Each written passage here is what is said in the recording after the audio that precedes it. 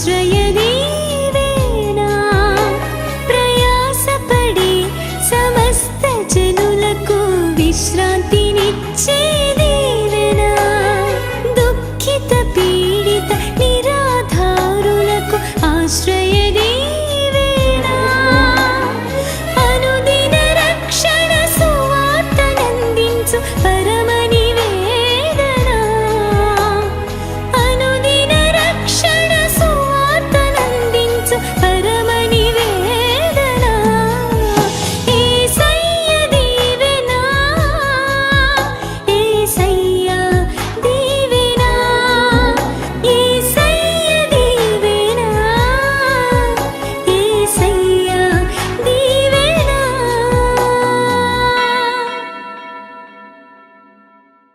అందరికి వందనాలండి. దేవుడు అందరినీ ఆశీర్వదించునుగాక. 2వ రాజుల గ్రంథం 2వ అధ్యాయం 19 నుండి 22 వచనాలు, 4 వచనాల్లో ఉన్న ఒక చక్కటి జరిగిన వృత్తాంతాన్ని ఈరోజు మీ ముందు పెట్టాలని నేను ఆశపడుతున్నాను.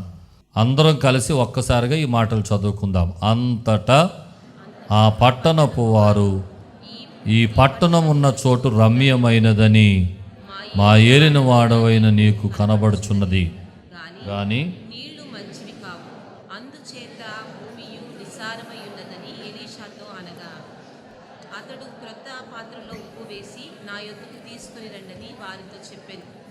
వారు దానిని తీసుకుని రాగా అతడు ఆ నీటి గుట్ట యొద్దకు పోయి అందులో ఉప్పు వేసి, యెహోవా సెలవిచ్చినదేమనగా, ఈ నీటిని నేను బాగు చేసి ఉన్నాను గనుక ఇక దీని వలన మరణము కలుగకపోవను, భూమియు నిస్సారముగా ఉండదు అనెను.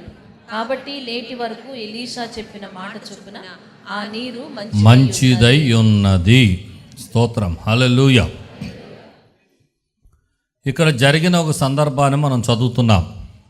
ఊరు మంచిదే, నీళ్లు మంచివి కాదు. చెప్పండి మాట. నీళ్లు మంచివి కాకపోవటం వలన భూమి నిస్సారం అయిపోయింది. మొక్కలు రావటం లేదు, చెట్లు మొలవటం లేదు, ఫలాలు లేవు. మరణకరమైన నీరు, మరణకరమైన పరిస్థితి ఆ ఊరిని చోటు చేసుకుంది. అలాంటి పరిస్థితుల్లో ఆ పట్టణపు వారు ఎలీషా దగ్గరకు వచ్చి ఆ విషయాన్ని విన్నవించుకున్నప్పుడు ఎలీషా చేసిన ఒక పని ద్వారా మరణకరమైన నీటిని దేవుడు మధురంగా మార్చేశాడు. స్తోత్రం కలుగునుగాక. ఆ మరణకరమైన భూమిలో తిరిగి సారాన్ని కలుగు చేసి జీవాన్ని దేవుడు దయచేశాడు. స్తోత్రం కలుగునుగాక. అంతవరకు ఎప్పుడు ఫలించని, జీవముతో నిండని చెట్లు మొక్కలు మరలా తిరిగి ఫలించటం ప్రారంభించాయి. స్తోత్రం చెప్పండి, హల్లెలూయా. కాబట్టి యెరికో పట్టణంలో ఎలీషా చేసిన అద్భుతాల్లో మరణకరమైన దానిని మంచిదిగా మార్చిన ఈ చక్కటి వృత్తాంతంలో నుండి మనము నేర్చుకోవలసిన కొన్ని విషయాలు ఈరోజు ధ్యానం చేద్దాం. దేవునికి స్తోత్రం చెప్పండి. ఇక్కడ నేను చెప్తున్న ఒక మాట ఏంటంటే, ఊరు మంచిదే, నీళ్లు మంచిది కాదు. చెప్పండి. ఇప్పుడు దీన్ని మన వాడుక భాషలో చెప్పుకోవాలంటే ఒకటి బాగుంటే ఒకటి బాగుండదు. ఇప్పుడు ప్రస్తుత దినాల్లో కూడా ఈ పరిస్థితులు చాలామంది జీవితాల్లో ఉంటాయి. ఒకటి బాగుంటే ఒకటి బాగోదు. చెప్పండి. ఒకటి బాగుంటే ఒకటి బాగోదు. ఉద్యోగం బాగుంటుంది, తోటి ఉద్యోగస్తులు బాగోరు కదా. అబ్బాయి మంచోడే, అత్తగారు మంచిది కాదు. చాలా డబ్బు ఉంది కానీ అమ్మాయి మంచిది కాదు. అదే ఒకటి బాగుంటే చెప్పండి గట్టిగా. ఇలాంటి పరిస్థితులు చాలామంది జీవితాల్లో ఎదురవుతున్నాయి. ఒక పరిస్థితి బాగుంటుందో ఒక పరిస్థితి బాగుంటుంది. అబ్బాయి చాలా అందంగా ఉంటాడు కానీ బుద్ధి మంచిది కాదు. ఇలాగా ఏదో ఒక మైనస్ చాలా కుటుంబాల్లో, చాలా పట్టణాల్లో, చాలా సంఘాల్లో, చాలామంది పరిస్థితుల్లో కనపడుతున్న పరిస్థితుల్లో మనకు ఎదురవుతూ ఉంటాయి. ఏదో ఒకటి మైనస్, ఏదో ఒకటి మైనస్. అన్నీ బాగున్నారా అంటే ఆ భర్త బాగాడు, అన్నీ బాగున్నారా అంటే కొడుకు మైనస్, అన్నీ బాగున్నారా అంటే కూతురు మైనస్, అన్నీ చక్కగా ఉన్నారా అంటే ఏదో ఎవరో ఒకరిలో అపవాది దూరి ఆ ఇంటిలో ఒక మరణకరమైన పరిస్థితి, ఒక విషపూరితమైన పరిస్థితి, ఒక నిస్సారమైన పరిస్థితిని తీసుకొచ్చే సందర్భాలు చాలామంది గృహాల్లో ఉంటున్నాయి, చాలామంది వ్యక్తిగత జీవితాల్లో ఉంటున్నాయి, చాలా సంఘాలలో ఉంటున్నాయి, చాలా పట్టణాల్లో ఉంటున్నాయి. సరే, ఏదైనా ఎలాగైనా ఉండనివ్వండి, కానీ ఒక అద్భుతమైన మాట ఏంటంటే సమస్తమును బాగు చేయగలిగిన దేవుని సన్నిధిలో మనం ఉన్నాం. స్తోత్రం కలుగును గాక. పరిస్థితులు ఎలాగున్నా బాగు చేయగలిగిన వాడు మన దేవుడు. స్తోత్రం చెప్పండి. ఒకడు బాగుంది, ఒకడు బాగోలేదు, అది కూడా సరి చేయగలిగిన వాడు ఆయన. ఆయన గురించి మార్కు సువార్తలో ఏమని రాయబడి ఉందో ఒక మాట చదువుదాం. మార్కు సువార్త 7వ అధ్యాయం 37వ వచనంలో ఒక చక్కటి మాట రాయబడి ఉంటుంది. ఈయన సమస్తమును బాగు చేసి ఉన్నాడు, చెవిటివారు వినున్నట్లుగాను మూగవారు మాట్లాడునట్లుగాను చేయుచున్నాడని చెప్పుకొని అపరిమితముగా ఆశ్చర్యపడి. ఎలా ఆశ్చర్యపడ్డారట? ప్రజలు అపరిమితంగా యేసయ్యను గురించి ఆశ్చర్యపడ్డారంటే ఎందుకో తెలుసా? ఈయన సమస్తమును బాగు చేయుచున్నాడని. చెప్పండి, ఆయన ఎవరైనా సమస్తమును, గట్టిగా చెప్పండి, ఎవరైనా సమస్తమును బాగు చేయగలిగిన వాడు. అందరూ చెప్పండి, ఎవరైనా. ఇంకా గట్టిగా చెప్పండి, ఏ పరిస్థితినైనా బాగు చేయగలిగిన వాడు ఆయన. ఆమేన్. ఒకటి బాగుండి ఒకటి బాగోకపోతే దాన్ని కూడా బాగు చేసేస్తాడు ఆయన. ఓ పరిస్థితి మంచిగా ఉందో, ఓ పరిస్థితి విషపూరితంగా ఉందో, అది కూడా మార్చగలిగిన దేవుడు ఆయన. ఏమండి, ఇంట్లో ఒక పరిస్థితి చాలా అద్భుతంగా ఉంది, ఇంకొక పరిస్థితి కృంగదీసేస్తుంది. ఆ కృంగదీసే పరిస్థితులను కూడా బాగు చేయగలిగిన గొప్ప దేవుణ్ణి మనం కలిగి ఉన్నాం. స్తోత్రం కలుగునుగాక. సరే, ఈ పట్టణ ప్రజలు ఎలీషా దగ్గరకు వచ్చి, అయ్యా మా పరిస్థితి ఎలాగుంది, ఇది బాగుంది, ఇది బాగాలేదు, ఊరు బాగుంది, నీరు బాగాలేదు, అంతా మంచిగానే ఉంది, నిస్సారమైన పరిస్థితి, మరణకరమైన పరిస్థితి, ఏది మొలవడం లేదు, ఏది రావడం లేదు, అంత నిర్జీవం అయిపోయింది అని వచ్చి విన్నవించుకున్నప్పుడు అక్కడ జరిగిన అద్భుతం ఏంటంటే సమస్తమును బాగు చేయగలిగిన వాడు ఆ మంచిది కాని దానిని కూడా బాగు చేసి ఆ ప్రజలకు నెమ్మదినిచ్చాడు. స్తోత్రం కలుగునుగాక. చెప్పండి హల్లెలూయా, హల్లెలూయా. ఈరోజు ఇలాంటి వృత్తాంతాలు దేవుడు ఎందుకు గుర్తు చేస్తాడంటే అప్పుడు జరిగిన కార్యాలు ఇప్పుడు కూడా జరుగుతాయని చెప్పడానికి. ఆమేన్. అలనాడు అద్భుతాలు చేసిన దేవుడు ఈనాడు కూడా మీ జీవితంలో అద్భుతాలు చేస్తాడు, చెయ్యగలిగిన వాడు, తప్పక జరుగుతాయనే నిరీక్షణ నీలో కలిగించడానికి దేవుడు ఈ వృత్తాంతాల ద్వారా మనతో మాట్లాడుతున్నాడు. ఆమేన్. ఎవరైనా ఇంకెలాంటి పరిస్థితుల్లో ఉండి వచ్చారేమో, ఒకడు బాగుండి ఒకడు బాగుంటలేదండి మా ఇంట్లో, కొన్ని పరిస్థితులు బాగున్నాయి సంతోషిస్తున్నాం, కొన్ని పరిస్థితులు కృంగదీసేస్తున్నాయి. ఇలాంటి పరిస్థితుల్లో ఉన్నారేమో, ఆ చోటు రమ్యమైనదే కానీ నీరు మంచిది కాదయ్యా అని చెప్పినట్లుగా రమ్యమైన ఎన్నో అద్భుతమైన పరిస్థితులు మా ఇంట్లో ఉన్నాయి, కానీ ఇంకా కృంగదీసే పరిస్థితులు కూడా పరిపాలన చేస్తున్నాయన్న వేదనతో ఎవరైనా ఇక్కడికి వస్తుంటే ఈ రోజున పరిశుద్ధాత్మ దేవుడు మీలో కలిగిస్తున్న నిరీక్షణ ఏంటో తెలుసా? ఆయన నిన్న నేడు నిరంతరము ఏకరీతిగా ఉన్నాడు. ఆనాడు ఆ పరిస్థితులను చక్కపరిచిన దేవుడు ఈరోజు నా కుటుంబ పరిస్థితులను చక్కపరచగలిగిన వాడు అనే ధైర్యాన్ని కలిగించడానికి ప్రభు ఈ మాటలు మనతో మాట్లాడుతున్నాడు. స్తోత్రం కలుగునుగాక. హల్లెలూయా. ఎలా ఈ పరిస్థితులు మనకు అనుకూలంగా మారేది ఎలా? ఈ విషపూరితమైనటువంటి పరిస్థితులు మధురముగా మార్చబడేది ఎలా? ఈ మరణకరమైన నీటిని మధురముగా మార్చడానికి కారణాలు ఏమిటి? కొన్ని విషయాలు ఈరోజు మనం ధ్యానం చేద్దాం. మన ఇంట్లో కూడా ఈ పరిస్థితులు అనుకూలంగా ఎలా మారుతాయి?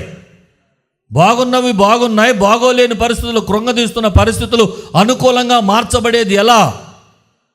ఏం చేస్తే అక్కడ ఆ సంఘటన జరిగింది, ఏం చేస్తే ఇక్కడ మన జీవితంలో పరిస్థితులు మారుతాయి? కొన్ని విషయాలు మనం నేర్చుకుందాం. స్తోత్రం చెప్పడం సరిగట్టిగా. ఎప్పుడు కూడా వాక్యాన్ని బట్టి మనం ఒకటి నేర్చుకోవాలి. రెండు చేతులు కలిస్తే కానీ చప్పుడు రాదు. అలాగా బైబిల్ ప్రకారం దేవుడు చేసే కార్యాలు దేవుడు చేస్తాడు, మనుషులు చేసే పనులు మనుషులు చేయాలి. దేవుడు చేసే అద్భుతాలకు మనుషుల యొక్క క్రియ తోడవ్వాలి. ఆమేన్ చెప్పండి. ఆయన చేసే పని ఆయన చేస్తాడు, మనం చేయాల్సిన పని మనం చెయ్యాలి. మనం చెయ్యాల్సిన పని మనం చేయకుండా నువ్వే చెయ్యి అని వదిలేస్తే కొన్ని కార్యాలు జరగవు. అందుచేత మనం చెయ్యాల్సింది మనం చెయ్యాలి, ఆయన చెయ్యాల్సింది ఆయన చేస్తాడు. ఇప్పుడు ఇక్కడ కూడా దేవుడు కార్యము చెయ్యక ముందు ప్రజలు చేయాల్సిన పని ప్రజలు చేశారు. ఏం చేశారు?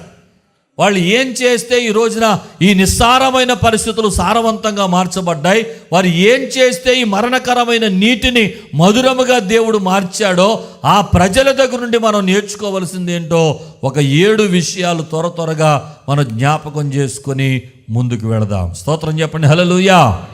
మొదటిది 19వ వచనం నుండి ఒక్కొక్క లైన్ నుండి ఒక్కొక్క లైన్, ప్రతి లైన్ ధ్యానం చేసుకుంటూ వద్దాం. 19వ వచనము మొదటి లైన్ చదువుదాం ఒకసారి. అంతటా ఆ పట్టణపు వారు ఈ పట్టణమున్న చోటు రమ్యమైనదని మా ఏలినవాడవైన నీకు కనబడుచున్నది, గాని నీళ్లు మంచివి కావు, అందుచేత భూమియు నిస్సారమయ్యున్నదని ఎలీషాతో అనగా, ఎలీషాతో ఈ మాట అన్నవారు ఎవరు? మొదటి లైన్ చెప్పండి. ఆ పట్టణపు వారు. చెప్పండి మాట. ఎవరందరూ వచ్చారు ఎలీషా దగ్గరికి? పట్టణపు వారు అందరూ ఎలీషా దగ్గరికి వచ్చారు. స్తోత్రం చెప్పండి. ఒక సమస్యను పరిష్కరించుకోవడానికి ఆ పట్టణపు వారిలో కలిగిన మొదటి మాట ఏంటంటే ఏకాత్మ. చెప్పండి మాట కొంచెం గట్టిగా చెప్పండి, గట్టిగా చెప్పండి. ఏకాత్మ వచ్చింది అక్కడ. ఒక దైవజనం దగ్గరికి వెళ్ళడానికి, దేవుని దగ్గరికి వెళ్ళడానికి, దేవుని దగ్గర నుండి పరిష్కారాన్ని పొందడానికి, ఈ మరణకరమైన దానిని మధురంగా మార్చుకోవడానికి మొదట వారు మనసులు ఏకమయ్యాయి. వారందరూ ఐక్యపరచబడ్డారు. నేను చెప్తున్న మాట వినండి, కుటుంబంలో ఇలాంటి మరణకరమైన పరిస్థితులు ఉంటే మీరందరూ దేవుని దగ్గరికి రావడానికి మొదట మీ మనసులు ఐక్యపరచబడాలి. ఒకళ్ళులాగా తిరగకూడదు. ఇంట్లో ఒక కుటుంబం సమస్య వస్తే ఆ కుటుంబంలో భార్య ఒకవైపు, భర్త ఒకవైపు, పిల్లలు ఒకవైపు తిరగకూడదు. అందరూ ఏకమైపోవాలి, అందరూ కలిసి దేవుని దగ్గరికి రావాలి. స్తోత్రం చెప్పండి, హల్లెలూయా. కనుక ఏకాత్మ కావాలి. చెప్పండి, అందరి మాట గట్టిగా చెప్పండి. ఒకే మనసు, గట్టిగా చెప్పండి. ఐక్యత, గట్టిగా చెప్పండి. కలిసి ప్రభు దగ్గరికి వెళ్ళడం, చెప్పండి మాట. సమస్య కలిగినప్పుడు కుటుంబముగా కలిసి మోకరించాలి, కలిసి ప్రభు దగ్గరికి రావాలి, కలిసి ప్రభుతో చెప్పాలి. ఏక మనసు రావాలి, ఏకాత్మ రావాలి, ఏకాభిప్రాయం రావాలి, ఏక ఉద్దేశం రావాలి. అప్పుడు దేవుడు తన కార్యాలు మన మధ్య జరిగిస్తాడు. స్తోత్రం చెప్పడం సరిగట్టిగా. చాలామందికి మనసు ఉండడం లేదు. మరలా చెప్తున్నాను, సమస్య కోసం భార్య ప్రార్థన చేస్తుంటే నువ్వు చేయి, నేను వెళ్ళి దాన్ని ఎలా పరిష్కరించాలో బయట అన్నీ చూసి వస్తానని భర్త గారు తిరుగుతాడు. ఆవిడో పక్క, ఈయనో పక్క ఉంటే పిల్లలిద్దరు ఇంకో పక్క తిరుగుతాడు. ఒకడు ఫోన్ చూసుకుంటా, ఒకడు కంప్యూటర్ చూసుకుంటా, ఒకడు స్నేహితులతో మాట్లాడుకుంటా, ఏళ్ళ పనులు చేస్తారు. ఏకాత్మ లేనప్పుడు అక్కడ దేవుని కార్యాలు, చెప్పండి గట్టిగా. సమస్య పెద్దది, పరిస్థితులన్నీ బాగున్నాయి, కానీ ఓ ప్రక్కన కృంగదీసే సమస్యలు ఇంట్లో ఉన్నాయి. అలాంటి సమస్యలు ఉన్నప్పుడు పరిష్కరించుకోవాల్సిన బాధ్యత ఒక్కరిది కాదు, అందరిది. అందరూ కలిసికట్టుగా రావాలి, కలిసికట్టుగా మోకరించాలి, కలిసికట్టుగా ప్రార్థన చేయాలి, కలిసికట్టుగా విజ్ఞాపన చేయాలి, కలిసికట్టుగా దేవుని దగ్గరికి వెళ్ళాలి, దేవుని దగ్గర చేతులు ఎత్తాలి, విజ్ఞాపన చేయాలి, మోకరించాలి. అలాగే ఒక సమస్య నిమిత్తమై ఐక్యత కలిగినప్పుడు ఏకాత్మ వలన దేవుడు తన కార్యాలు జరిగిస్తాడు. హల్లెలూయా చెప్పాలి, హల్లెలూయా. అది కుటుంబంలో సమస్య అయితే కుటుంబం అంతా కలవాలి, సంఘంలో సమస్య అయితే సంఘం అంతా కలవాలి. ఎక్కడ యవనస్తులందరూ ఐక్యతగా ఉంటారో, ఎక్కడ కాపరులంతా ఐక్యతగా ఉంటారో, ఎక్కడ సంఘం అంతా ఏకాత్మతో ఉంటారో అక్కడ గొప్ప గొప్ప దేవుని కార్యాలు జరుగుతాయి. హల్లెలూయా. అందుకనే దేవుని సేవకునిగా చెప్తున్నాను, ఏకాత్మలోనికి రావాలి. దైవజనుడు నిలబడి మన పట్టణం కొరకు ప్రార్థన చేద్దాం, ఏలూరు రక్షణ కొరకు ప్రార్థన చేద్దాం, ఏలూరులో ఉన్న పరిస్థితుల కొరకు ప్రార్థన చేద్దాం అంటే వాళ్ళు ఇదే పనాలు చేసుకుంటారులే, మనం బాగుంటే చాలని వెళ్ళిపోకూడదు. మనసు కలపాలి, ఏకాత్మ రావాలి ఏలూరు బాగుపడాలంటే. ఆమేన్. మన రాష్ట్రం రక్షణ పొందాలి, మన రాష్ట్రంలో దేవుని కార్యాలు చూడాలి, మన రాష్ట్రంలో దైవ శక్తిని పొందాలి అని దైవజనుడు ప్రార్థన చేస్తుంటే రాష్ట్రం అంతా సంగతి నాకెందుకండి, నా పిల్లలు బాగా చదువుతున్నారా లేదా, నా కుటుంబం బాగుందా లేదా, అంతవరకు నాకు చాలు, అందరి సంగతి నాకు అనవసరమని నువ్వు మనసు కలపకపోతే రాష్ట్రంలో దేవుని కార్యాలు చూడలేవు. ఏకాత్మ రావాలి. రాష్ట్రం కొరకు అందరూ ఐక్యతతో దేవుని పాదాల దగ్గర పడాలి, మనుషులంతా ఏకమవ్వాలి. దేవుడు మొదటి నుండి కోరుతున్నది ఇదే. కీర్తన గ్రంథము ద్వారా దేవుడు ఒక మాట పలికించాడు. 49వ కీర్తన 2వ వచనం. ఎవరెవరో వచ్చి చెవి యొగ్గాలో అక్కడ మాట్లాడుతున్నాడు. చూడండి, 49వ కీర్తన 2వ వచనం. సామాన్యులేమి, సామంతులేమి, ధనికులేమి, దరిద్రులేమి, లోక నివాసులారా, మీరందరూ ఏకముగా కూడి చెవి యొగ్గుడి. నా నోరు విజ్ఞాన విషయములను పలుకుని ఏకముగా కూడి చెవి యొగ్గండి. సామాన్యులు లేదు, సామంతులు లేదు, ధనికులు లేదు, దరిద్రులు లేదు, లోక నివాసులు అందరూ ఏకమైతే దేవుడు ఆయన స్వరాన్ని మనకి వినిపింపజేస్తాడు. స్తోత్రం కలుగునుగాక. కాబట్టి అందరూ గమనించాలి, ఇంటిలో ఐక్యత లేకపోతే, కుటుంబంలో ప్రార్థన విషయంలో ఐక్యత లేకపోతే, ప్రభు దగ్గరకు వచ్చే విషయంలో ఏక మనసు లేకపోతే, ఒక్కొక్కరిది ఒక్కొక్క త్రోవ అయితే, ఒక్కొక్కరితో ఒక్కొక్క దారి అయితే, ఒక్కొక్కరు ఎవరిష్టం వచ్చినట్లు వారు వెళ్తే దేవుని కార్యాలు మీ గృహములో చూడలేరు.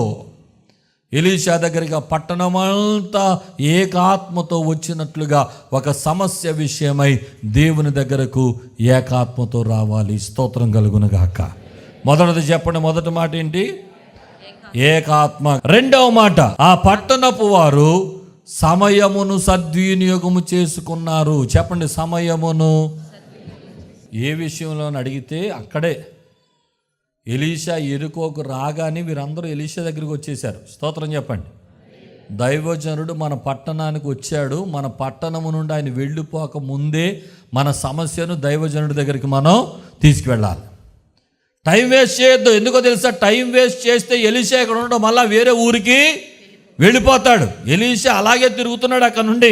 మనకు తెలుసు, మొదట 2వ రాజుల గ్రంథంలో మనం ఆ 2వ అధ్యాయం 1వ వచనం నుండి కనుక చదివితే, అసలు మొదట ఎలీషా కలిపి గిల్గాలు నుండి బేతేలుకు వచ్చారు. బేతేలు నుండి ఎరుకోకి వెళ్ళారు.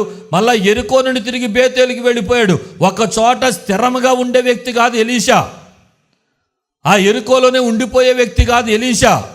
అందుచేత ఎలీషా వెళ్ళిపోతాడు కనుక వెళ్ళిపోక మునిపే మన సమయాన్ని ఏం చేయాలి? మనం సద్వినియోగం చేసుకోవాలి. ఆ దైవజనుడి దగ్గరికి వెళ్ళాలి. ఆయన సమీపమునుండగానే వేడుకోవాలి. ఆయన ఉండగానే పట్టుకోవాలి. ఆయన ఉండగానే సమస్య పరిష్కారం అవ్వాలి అని వారి సమయాన్ని సద్వినియోగం చేసుకున్నారు. స్తోత్రం చెప్పండి. మనందరం చేయాల్సిన పని ఇది. యెషయా గ్రంథం 55వ అధ్యాయం 6వ వచనం చదివేండి అందరూ కలిసి. యెహోవా మీకు దొరుకు కాలమునందు ఆయనను వెదకుడి, ఆయన సమీపములో ఉండగా ఆయనను ఎప్పుడు వేడుకోవాలి? ఎప్పుడు వెతకాలి? దొరుకు కాలమందే వెతకాలి. ఆయన శక్తి మన దగ్గర ఉన్నప్పుడే వెతకాలి. ఆయన బలమును మనం కనుగొనే సమయంలోనే కనుగొనాలి. ఈ భూమి మీద ఉండగానే దేవునిని పట్టుకోవాలి. లోకాన్ని విడిచిపెట్టుకుని వెళ్ళిన తర్వాత ఇక అలాంటి పరిస్థితులు ఏం మనకి దొరకవు. ఆయన సమీపంగా ఉండగానే ఆయనను పట్టేసుకోవాలి. దేవుని రాకడ వచ్చిన తర్వాత ఇక ఆయన పట్టుకుంటాం ఎవరి వల్ల సాధ్యమయ్యే పని కాదు. ఆయన సమీపంగా ఉన్నాడు. ఈ రోజున నాకు మొర్రపెట్టు, నీకు ఉత్తరం ఇస్తానంటున్నాడు. సమస్యలు ఇంట్లో పెట్టుకుంటున్నావు కానీ సమయాన్ని సద్వినియోగం చేసుకోవడం లేదు. విషకరమైన మరణకరమైన పరిస్థితుల గుండా ప్రయాణం చేస్తున్నావు కానీ సమీపంగా ఉన్నా సరే ఆయన దగ్గరికి రావడం లేదు. కుటుంబాలుగా ఆయన దగ్గరికి రావడం లేదు. సంఘముగా ఆయన దగ్గరికి రావడం లేదు. వ్యక్తిగతంగా ఆయన దగ్గరికి రావడం లేదు. నువ్వు ఆయన దగ్గరకు రానంత కాలము ఆయన నీ దగ్గరకు రాడు. యాకోబు పత్రికలో చెప్తాడు, దేవుని యొద్దకు రండి, అప్పుడు ఆయన మీ యొద్దకు వస్తాడు. టైం వేస్ట్ చేసుకోకూడదు. రేపు చూద్దాంలే, ఎల్లుండి చూద్దాంలే, వచ్చే ఆదివారం వెళ్దాంలే, వచ్చే ఆదివారం కాదండి. పరిశుద్ధాత్ముడు నీ పక్షంగా కార్యాలు చేయడానికి ఆయన సంసిద్ధంగా ఉన్నాడు. రక్షణకు నిర్లక్ష్యం చేయొద్దు. ఆయన దగ్గరకు రావడానికి నిర్లక్ష్యం చేయొద్దు. నీ జీవితాన్ని సమర్పించడానికి నిర్లక్ష్యం చేయొద్దు. ఆయన వేడుకోవడానికి నిర్లక్ష్యం చేయొద్దు. సమయాన్ని సద్వినియోగం చేసుకో. దేవుని కార్యాలు మీ ఇంటిలో జరుగుతాయి. హల్లెలూయా. ఆయన సమీపమున ఉండగానే ఆయనను వేడుకోవాలి. ఎన్ని రక్షణ పిలుపులు విన్నావు యవనస్తుడా, సోదరి? ఎంతకాలం నుండి దేవుని సువార్తను వింటున్నావు సోదరి, సహోదరుడా? దేవునిని పట్టుకోవాలి అనే మాట ఎంతకాలం నుండి వింటున్నావు? ఎంత టైం వేస్ట్ చేసావు ఇప్పటికి? ఎంత గొప్ప రక్షణ నిర్లక్ష్యం చేసిన ఎడలా ఎలాగూ తప్పించుకుంటావు? దినాలు మనవి కాదు. ఎఫెసీ పత్రిక 5:15 చెప్తాడు, దినములు చెడ్డవి గనుక సమయమును పోనీయక సద్వినియోగము చేసుకొనుచు అజ్ఞానుల వలె కాక జ్ఞానుల వలె నడుచుకున్నట్లు జాగ్రత్తగా చూసుకోండి. దినాలు బహు భయంకరమైనవి, బహు చెడ్డవి. చెడ్డ పరిస్థితుల్లో చెడ్డ కార్యాలు జరిగే లోకంలో మనం ఉన్నాము కనుక అజ్ఞానుల్లాగా ప్రవర్తించొద్దు. టైం దొరికితే మోకరించండి, టైం దొరికితే ప్రభు దగ్గరికి రండి, టైం దొరికితే ఆయన పట్టుకోండి, టైం దొరికితే ఆయన పాదాల దగ్గర కూర్చోండి, సమయం దొరికితే విజ్ఞాపన చేయండి. ఆయన దొరుకు కాలమందు ఆయనను వెతకండి, ఆయన సమీపంగా ఉన్నప్పుడు ఆయనను వేడుకొనండి. ఆమేన్. ఏం చేశారు ఆ పట్టణపు ప్రజలు? సమయమును సద్వినియోగం చేసుకున్నారు. చెప్పండి, సమయమును.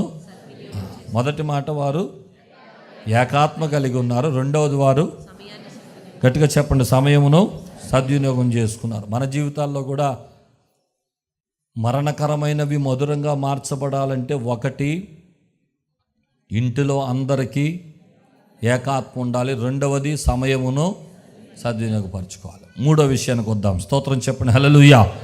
మూడవది, ఆ పట్టణపు వారు సేవకుని ఘనపరిచారు, సేవకునికి విధేయులయ్యారు. స్తోత్రం చెప్పండి సరి గట్టిగా. మూడవ మాట, సేవకుని ఘనపరిచారు. చెప్పండి మాట. ఏ మాటతో ఘనపరిచారో తెలుసా? అక్కడ 19వ వచనంలో రాయబడి ఉంటుంది, ఏలినవాడా అని పిలిచారు ఎలీషాని. చెప్పండి, ఏమని పిలిచారు? ఈ పట్టణం ఉన్న చోటు రమ్యమైనదని మా ఏలినవాడవైన నీకు కనబడుచున్నది. ఏలినవాడా? ఏలినవాడు అంటే అర్థం ఏంటి? ఎవరిని అంటారు ఏలినవాడని? ఎమ్మెల్యేని అనొచ్చు, మంత్రిని అనొచ్చు, కలెక్టర్ని అనొచ్చు, మేయర్ గారిని అనొచ్చు. వీళ్ళంతా ఏలినవారు, ఏలేవారు వీళ్ళంతా. కానీ ఆ పట్టణంలో ఏలినవారని ఎవరిని పిలుస్తున్నారు? గట్టిగా చెప్పండి. దైవజనుని పిలుస్తున్నారు. అంటే దైవజనునికి ఏ స్థానం ఇచ్చారు? పరిపాలకుడు, నాయకుడు, మమ్మల్ని నడిపించేవాడు, అద్భుతాలు చేయగలిగిన వాడనే స్థానాన్ని ఆ దైవజనుడిగా అక్కడ ఇచ్చారు. కనుక ఒక్క మాటలో చెప్పాలంటే నాయకుని చూడలేదు, ఏమండి, అక్కడ అధికారాన్ని చూడలేదు, అభిషేకాన్ని చూశారు వాళ్ళు. స్తోత్రం కలుగునుగాక. స్తోత్రం చెప్పండి, హల్లెలూయా. ఓ మాట చెప్పనా, ఓ పట్టణంలో ఎంతమంది అధికారులు ఉన్న దైవజనుడు లేకపోతే ఆ పట్టణానికి సరి అయినటువంటి గతి ఉండదు. ఒక పట్టణానికి దిక్సూచి దైవజనుడే. స్తోత్రం చెప్పడం సరిగట్టిగా. ఒక పట్టణానికి మేలు కలగాలంటే ఆ పట్టణంలో దైవజనులు ఉండాలి. ఎమ్మెల్యేలున్నా, ఎంపీలున్నా, మంత్రులున్నా, కలెక్టర్లున్నా, ఎవరున్నా లేకపోయినా పట్టణం నడిచేస్తుంది. కానీ దేవుని జనాంగము లేకపోతే, అభిషక్తులు లేకపోతే ఆ పట్టణానికి సరి అయిన ఆశీర్వాదాలు ఉండవు. అందుచేత అధికారానికంటే ముందు నువ్వు దేనికి విలువ ఇవ్వాలంటే అభిషేకానికి విలువనివ్వాలి. ఆమె చెప్పండి. అధికారుల కంటే ముందు ఎవరికి విలువ ఇవ్వాలి? చెప్పండి గట్టిగా. అభిషేకానికి విలువ ఇవ్వాలి. స్తోత్రం చెప్పండి. మన ఏలినవాడు ఎవరు? దేవుడు అక్కడే. స్తోత్రం చెప్పండి. ఏలినవాడా అని ఎవరిని పిలవాలి మనం? ఏలినవాడా అని మనుషుని పిలవకూడదు. ఏలినవాడా అని సర్వశక్తుడైన దేవుని దగ్గరికి రావాలి. స్తోత్రం చెప్పండి. మా ఏలినవాడవు నీవే. ఓ ఏలినవాడా, నీకు అర్థమైపోయింది, మేమున్న చోటు రమ్యమైంది కానీ నీళ్లు మంచివి కాదు. నీకు అర్థమైందయ్యా, నీకు తెలిసిందయ్యా, దయచేసి మా యందు కనికరం చూపమని ఆ ఏలినవాని పాదాల దగ్గర చేరారు. స్తోత్రం కలుగునుగాక. చెప్పండి హల్లెలూయా. దేవునికి అలాంటి ఘనతనివ్వాలి మనం. దేవుని ప్రతినిధులను అలా చూడాలి మనం. స్తోత్రం చెప్పడం సరిగట్టిగా. దైవజనుడు ఎక్కడ గౌరవించబడితే అక్కడ అద్భుతాలు, ఆ ఇంటిలో అద్భుతాలు జరుగుతాయి. ఆమేన్ చెప్పండి. దేవుని ప్రతినిధులను ఎక్కడ పెద్దపీట వేస్తారో ఆ ప్రాంతంలో తప్పకుండా దేవుడు తన కార్యాలను జరిగిస్తాడు. ఏలినవాడా, మేరీ గారు కాదు అక్కడ ఏలినవాడు, అభిషక్తుడైన దైవజనుడే ఏలినవాడిగా పిలువబడ్డాడు అక్కడ. స్తోత్రం చెప్పడం సరి గట్టిగా. హల్లెలూయా. గట్టిగా చెప్పండి, హల్లెలూయా, హల్లెలూయా, హల్లెలూయా, హల్లెలూయా, హల్లెలూయా. మన పట్టణాలకు మనం అలా ఉండాలి. ఆమేన్ చెప్పండి. మన ఊర్లకు మనం అలా ఉండాలి. మన రాష్ట్రాలకు అలాంటి అభిషక్తులు లేవాలి. ఆమేన్ చెప్పండి. ఆమేన్. దైవజనులు బిల్లీ గ్రహాం గారు ఎంతమంది ప్రెసిడెంట్ల చేత ఆయన ప్రమాణాలు చేయించాడు. స్తోత్రం చెప్పడం జరిగేటి. బిల్లీ గ్రహాం గారు లేకపోతే ప్రెసిడెంట్ గారు లేరు అక్కడ. అలాంటి పరిస్థితులు జరిగే అమెరికా దేశంలో దేవునికి స్తోత్రం చెప్పండి. ఒక ప్రెసిడెంట్ అభ్యర్థిని నిలబెట్టడానికి బిల్లీ గ్రహాం గారు సలహాలు అవసరమయ్యాయి. దేవునికి స్తోత్రం చెప్పండి. దైవజనుడే దిక్సూచి ఆ దేశానికి. స్తోత్రం చెప్పడం సరిగట్టిగా. ఎప్పటికీ కూడా బైబిల్తో ఒక దైవజనుడు వచ్చి ప్రమాణం చేస్తాడు అమెరికాలో. ఆమేన్ చెప్పండి. ఆమేన్ హల్లెలూయా. ప్రతి దేశం అలా మారిపోను గాక. మన భారతదేశంలో అలాంటి చక్కటి కార్యాలు దేవుడు జరిగించును గాక. కనుక దేవుడే ఏలిన వాడై ఉండాలి. ఆయనే పై నాయకత్వం కలిగిన వాడై ఉండాలి. అందరికన్నా పై స్థానాన్ని ఆయనకి ఇవ్వాలి. ఆయననే గౌరవించాలి. ఆయననే ప్రేమించాలి. మనుషుల చుట్టూ కాదు తిరగాల్సింది, ఆ సర్వశక్తి కలిగిన ఏలిన వాడైన ఆ దేవుని చుట్టూ తిరిగే మనుషులుగా మనం ఉండాలి. అప్పుడు మన దేశంలో దైవ కార్యాలు తప్పకుండా జరుగుతాయి. హల్లెలూయా, హల్లెలూయా, హల్లెలూయా. దైవ సేవకుని ఘనపరిచారు, దైవ సేవకునికి విధేయులయ్యారు. ఆమేన్ చెప్పండి. ఆమేన్. అలాగే ఏ సంఘం ఉంటుందో, అలాగే ఏ కుటుంబం ఉంటుందో, అలాగే ఏ విశ్వాసి ఎదుగుతాడో, దేవునిని, దైవ కార్యాలను, దైవ సేవకులను, దేవుని యొక్క కార్యాలను ప్రేమించేవారుగా ఏ వ్యక్తులు నిలవబడతారో ఆ కుటుంబాల్లో తప్పకుండా చెప్తున్నాను, మరణకరమైన వాటిని మధురముగా దేవుడు తప్పకుండా మార్చేస్తాడు. హల్లెలూయా. చెప్పండి. 3 మాటలు చెప్పాను. 1 ఏకాత్మ, 2 సమయమును సద్వినియోగం చేసుకున్నారు, 3 సేవకుని ఘనపరిచారు, విధేయులయ్యారు. ఆమేన్. 4వ మాట చూద్దాం. ఆ పట్టణపు వారు చింతను ప్రార్థనగా మార్చారు. చెప్పండి. చింతను.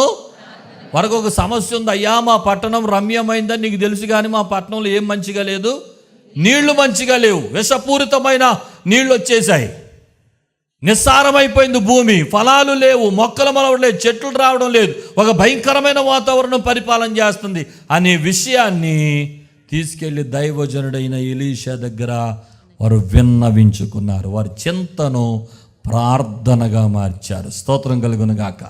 చెప్పండి హల్లెలూయా. ఇలాంటి పరిస్థితులు ఉన్న ఏ ఇంటికైనా పరిష్కారం ఒక్కటే. ఏంటది? ప్రార్థన. ప్రభువు దగ్గర మన విన్నపాలు చెప్పడం. ఆమేన్ చెప్పండి. ఇప్పుడు దైవజనుని దగ్గర వారు విన్నపాలు పెట్టారంటే మనిషి దగ్గర పెట్టలేదు. వారు విన్నపం ఎక్కడ పెట్టారు? దేవుని దగ్గర పెట్టారు. ఆమేన్ చెప్పండి. ఇప్పుడు వరకు మనం మాట్లాడుకునే ప్రతి సబ్జెక్టులోనూ ఒక కామన్ అంశం ఏంటంటే ప్రార్థన. ప్రార్థన లేని సబ్జెక్ట్ లేదు అసలు. అర్థమవుతుందా?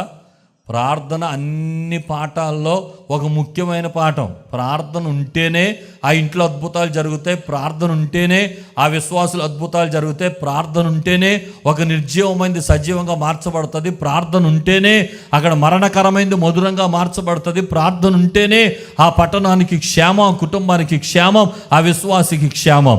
ప్రార్థన లేకపోతే మన బ్రతుకులు ఎండిపోతాయి, మోడు బారిపోతాయి, నిస్సారమైపోతాయి, ఈ భూమిలాగా మారిపోతాయి. కనుక ఆ పట్టణపు వారు ఎన్ని పాఠాలు నేర్పిస్తున్నారో చూడండి మనకి. ఆ దైవజనుడి దగ్గరికి వెళ్ళి సమస్య దైవజనుడితో చెప్పుకున్నారంటే దేవునికి ప్రతినిధి కనుక ఈయన ద్వారా అద్భుతాలు జరుగుతాయని దేవునితో మాట్లాడారు. నువ్వు మాట్లాడుతున్నావా? నీ సమస్యలు దేవునికి విన్నవించుకుంటున్నావా? నీ సమస్యల విషయమై కన్నీరు వెళుతుందా ఇంటి నుండి? నీ సమస్యల విషయమై కుటుంబంగా కలిసి ప్రార్థిస్తున్నారా? దేవుడే దిక్కండి, దిక్కు లేని వారికి దేవుడే దిక్కు. మన ప్రార్థన ఆలకించి జవాబు ఇవ్వగలిగిన వాడు ఆయనే. మన ప్రార్థనకు పరిష్కారం ఆయనే.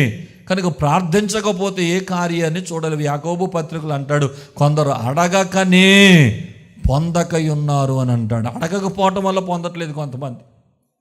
కొందరు అడిగినా దురుద్దేశముల చేత అడుగుతున్నారు కనుక వారికి ఏమీ దొరకదు. అడిగేవాళ్ళేమో దురుద్దేశాలతో అడుగుతున్నారంటే కొంతమంది. కాదు, మంచి విషయాలు అడగాలి, కావలసిన విషయాలు అడగాలి, దేవునికి ప్రార్థించాలి, ఆయన పాదాల దగ్గర పడాలి. ఎప్పుడు ప్రార్థించే అనుభవాన్ని నువ్వు సంపాదించుకుంటావో అప్పుడు జవాబును తప్పకుండా నీ వ్యక్తిగత కుటుంబ జీవితాల్లో చూడగలుగుతావు. స్తోత్రం కలుగును గాక. చాలాసార్లు చెప్పుకుంటావు, సైతాన్ ఏదన్నా చేయనిస్తాడు కానీ ఏం చేయనివాడు. ఎందుకో తెలుసా? ప్రార్థన చేస్తే మనం దీవించబడిపోతాం అనే సంగతి వాడికి బాగా తెలుసు. అందుకని మన టైం ఎంత బిజీగా తిప్పేస్తాడో సైతాన్, ఎన్ని ఎంటర్టైన్మెంట్ కార్యక్రమాలు మన ముందు పెట్టేస్తాడో, ఎంతమంది మనుషులను తీసుకొచ్చేస్తాడో మన కళ్ళు ముందుకు. ఎందుకు? ప్రార్థన చేయకుండా ప్రార్థన చేద్దాం అనుకునేటప్పటికి 2 ఫ్రెండ్స్ని దింపేస్తాడు ఇంట్లోకి, చుట్టాలను దింపేస్తాడు ఇంట్లోకి. ప్రార్థన చేద్దామని అనుకునే టయానికి రకరకాల మనుషులు వచ్చేస్తారు ఇళ్లలోకి. ప్రార్థన చేద్దాం అనుకునేటప్పటికి కొత్త కొత్త కార్యక్రమాలు వచ్చేస్తాయి టీవీల్లోకి. ప్రార్థన చేద్దాం అనుకునేటప్పటికి నీకు ఏదో ఫోన్ వచ్చేస్తుంది, ఎవరో ఒకళ్ళు సొల్లు సంభాషణ, 1 గంట మాట్లాడేస్తారు, టైం వేస్ట్ చేయించేస్తారు. సాతాను ఎన్ని కుయుక్తులు పన్ని నీ ప్రార్థనా సమయాన్ని పాడు చేయాలని ప్రయత్నించిన అజ్ఞాని వలే కాక జ్ఞానము కలిగి నడుచుకొని వాడి కుట్రలన్నిటిని పతనము చేసి నీ ప్రార్థనా సమయాన్ని ఎవరో రాకుండా మోకాళ్ళ మీద ఉండే అనుభవాన్ని నేర్చుకోగలిగితే అద్భుతాలు వెంబడి అద్భుతాలు చూస్తా. స్తోత్రం చెప్పండి. హల్లెలూయా, హల్లెలూయా, హల్లెలూయా. బైబిల్లోనే కాదు, నేటి కాలంలో చాలామంది భక్తులు ఉన్నారు, ప్రార్థనా పరులైన భక్తులు, అసాధ్యములను సుసాధ్యము చేసిన భక్తులు. స్తోత్రం కలుగునుగాక.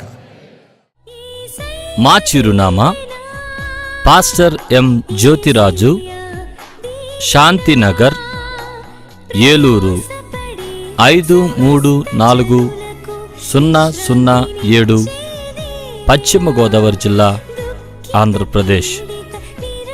Our address pastor M Jyothiraju, Shantinagar, Eluru 534007, west Godavari district, Andhra Pradesh.